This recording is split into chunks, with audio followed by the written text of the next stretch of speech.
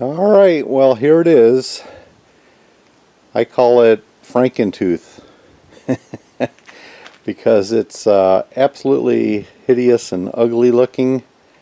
I put it together out of necessity. I needed some way to rip up roots around stumps so that I could break them free and clear out along a tree line. And while some stumps and trees I was able to easily get out of the way, push them over with the loader and dig them up. As most of you know, there are some stumps that are just almost impossible even with a bulldozer to you can't just come up to them and push them over. So I thought, you know, if I had a way, I've got this nice big leftover claw from my box blade, and I wasn't using it, and so I thought, you know, what if I could put that inside kind of a claw on the back end of the tractor and just back up around a stump, put it down, and then go forward. I thought I could rip the crap out of the roots from a couple of different angles and then come over with the loader and probably move the stump, clear it out without doing damage to the tractor and things like that. So that's the reason for coming up with this. A couple of things right off the bat I'm going to tell you. This top thing, it's like a 30 or 40 pound cast weight. It's just to help the 3-point lower itself and to make sure that the tooth hits the ground. The biggest problem, also this 3-point hitch I got off eBay is really an amazing deal, even though it comes from freaking China. I was able to get it delivered for just over $40, 40 or 50 bucks, which I thought was a pretty good deal, and doesn't look to be too poorly made. So what I did is I'm using it as the framework for this. It was designed initially to have a trailer hitch ball attached to it, and so the this square tubing comes out to about here. Now, problem is I didn't have a lot of money to spend on this project, and I did have some steel stock. This is like 3-inch OD square tubing, and I thought, wow, this would be great. I could slip that tubing over the existing 3-point tubing and then lay a bead around it, and that would surely hold it in place, be very secure. Well, just my luck, the OD of this tubing, or I'm sorry, the OD of this tubing is 50 thousandths too big to fit inside here, and there was just no way for me to get this to fit inside. So unfortunately I had to butt weld these two together, which is really not the strongest way of doing it, but I laid down a whole crap load of welds. What I did is, and this was a bad move on my part, is I put cuts in on all 4 sides of this tubing, thinking that if I put cuts in I'd be able to split the 3-inch tubing and then with a sledgehammer pound it in over here. Well, my big mistake was I put the cuts on the face. What I should have done is put the cuts on the diagonals, on the corners, and then this piece would have slipped right over it. So I guess if you're going to make something like this, learn from my mistake here. So what I did is I welded all of them shut where I had cut them open, and then I made a butt weld butt joint, put a whole bunch of, I must have used about 10 pounds of 60-13 on this because that's the only thing I had. Another problem is I only had 1/8 inch rod which really isn't big enough, especially when you're trying to weld some kind of a cast iron or steel onto something like this, where you need to lay down some really massive amounts of steel. So you can see here I really went to town and put I just have an AC buzz box. I wish I had a DC welder or a MIG welder, but I don't, so this is best I could do with a AC stick welder. So that's what it looks like from both sides. This side here has the welds. Like I said, they look pretty hideous. That's why it's called Franken-Tooth. I just didn't have enough heat to penetrate into this 40-pound steel weight. Big enough rod and enough amperage to heat it up properly. So these welds, I'm positive it'll absolutely hold that weight in place, because there's no real stress on the weight. It just has to sit there. I just kind of wish it would the welds would have looked better, but I laid a couple of beads over them, and I'm sure they won't go anywhere. Believe it or not, I can normally weld a lot better than this, but it is what it is. These didn't turn out too bad. I'm positive they'll hold. What I was able to do is, when I cut out the notch out of this tube, what I did is I repurposed the notch that I cut out, and I used it as a brace here, and then I welded the crap out of it. And those welds turned out pretty good. So that's what we got, and next step will be to mount the tooth inside. What I've done is I've got a whole bunch of spacers here out of some 1/2-inch stock, and I'll be running a bolt through on the one side there. The spacers will hold the tooth nice and tightly in the middle, and then we'll go test it. We'll go play on a few stumps and roots, and we'll see if the experiment worked. So Franken-Tooth is born. Alright, so the last part here is we're going to weld on our 1/2-inch, well, those are 3/8 inch drilled spacers onto the tooth. We'll go ahead and lay a few beads on there. We got the bolt sticking through, and that'll hold them in place. So we're almost there. Alright, boy, what a difference having the right welding rod makes. My 7014 finally arrived, and so I'm using that instead of the too thin 6013 I was using. So the welds are looking a little bit better, more what I expect, even though it's an AC buzz box.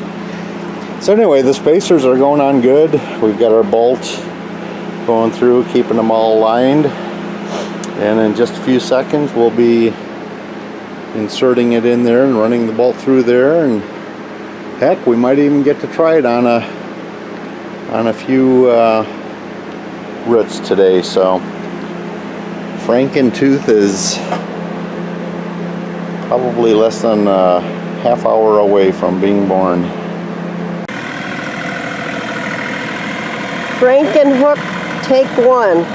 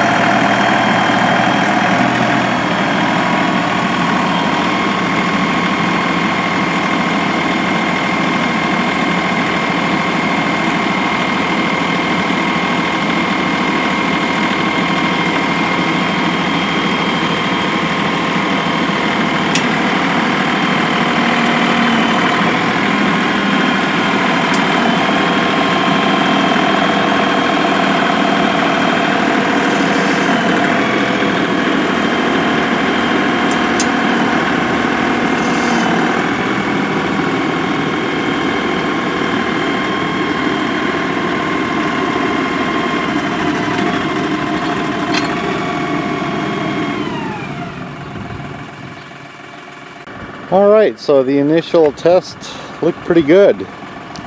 Had no problem digging way down there. Made a mistake, I was not in low gear. So the next time I use this, I'll put it in low gear. I also had to adjust the drop rate of the 3-point. It wasn't coming down initially. But yeah, it makes a nice clean cut all the way down. So alright, let's go see if we can find a small stump and some roots, and we'll try this again. Alright, so this will be the first test of Franken-Tooth. There's a couple of stumps here. I was able to knock the trees over. These were like 10 to 12 inch trees, kind of like that over there. Those are going to be the next one. If this thing works, that's the next stump I'm going to attack. I just want to make sure I don't hurt the roots to this beautiful tree right here. It looks like possibly an oak tree. So we're going to try, like I said, I was able to knock the trees over and shred the trees, but the roots were really planted in there. The loader had no effect on these whatsoever, and I really don't feel, I even tried digging around the sides, but I don't feel like digging 72 inches on both sides and making an enormous gorge to get these out. So I don't know, we'll make a few passes and see what this thing does.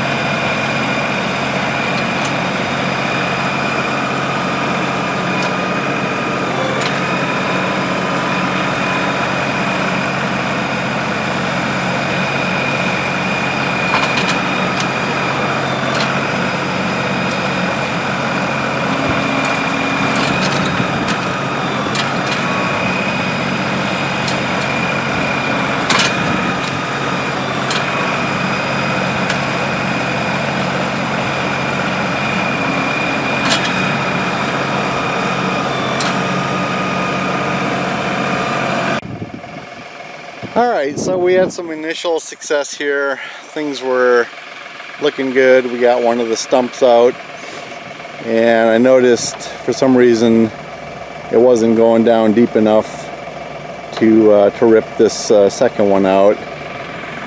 So then I figured out why. Not heavy duty enough. My part is all okay. The tooth, all of my welds, my steel, but you get what you pay for. The inexpensive 3-point hitch, as you can see, kind of disintegrated. So the whole thing's bent and ripped. Not a pretty sight. So Franken-Tooth